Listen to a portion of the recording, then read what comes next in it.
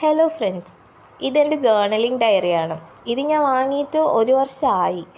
ഇത് വാങ്ങിയത് ഞാൻ ലുലു മോളിൽ എന്തോ ഒരു ഫെസ്റ്റ് നടക്കുമ്പോൾ അവിടെ പോയി ഇൻസിഡൻ്റലി ചെന്നതാണ്. അവിടെ ചെന്നപ്പോൾ എയർക്രാഫ്റ്റിൻ്റെ ഒക്കെ എന്തോ പരിപാടിയായിരുന്നു നടന്നുകൊണ്ടിരുന്നത്.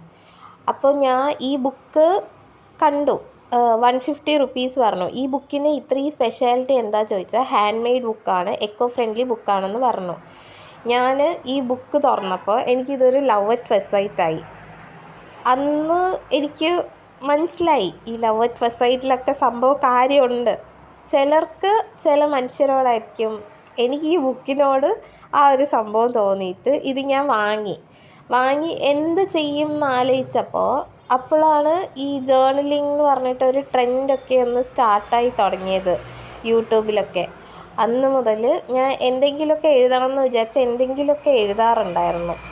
ആദ്യത്തെ പേജസിലൊക്കെ വെറുതെ ഞാൻ എന്തെങ്കിലും എഴുതുമായിരുന്നു ചെയ്തിരുന്നത്.